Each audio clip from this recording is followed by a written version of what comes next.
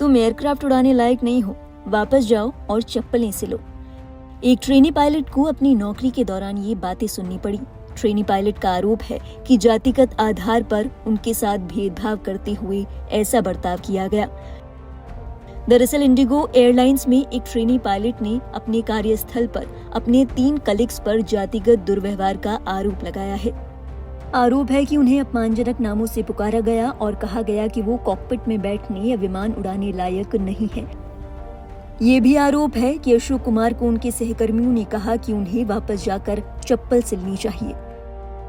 मामले में 35 साल के ट्रेनी पायलट अशोक कुमार ने अपने सहकर्मियों तपस डे, मनीष साहनी और राहुल पाटिल के खिलाफ 0 FIR दर्ज कराई। जानकारी के मुताबिक ये मामला गुरुग्राम के DLF फेज 1 थाने में दर्ज किया गया है। आइए अब आपको बताते हैं अशोक कुमार ने अपनी FIR में अपने सहकर्मियों पर क्या आरोप लगाए। कुमार ने बताया, सीनियर्स ने कहा कि वो विमान उड़ाने लायक नहीं बल्कि उन्हें जूते बनाने चाहिए। कहा कि आप चौकीदार बनने लायक भी नहीं। जाति को लेकर ताने मारे गए, बिना कारण उनकी सैलरी काटी गई।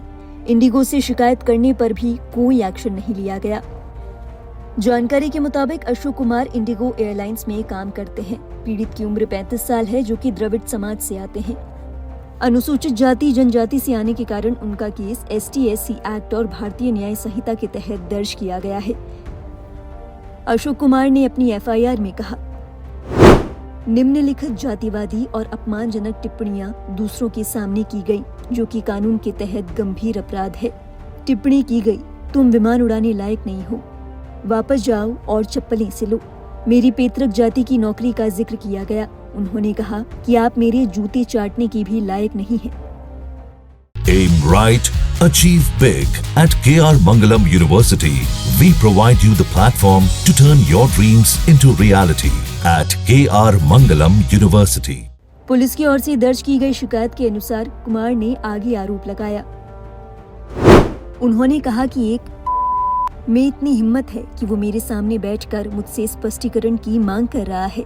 इस इमारत में चौकीदार होने की तुम्हारी औकात नहीं है और तुम स्पष्टीकरण मांग रहे हो।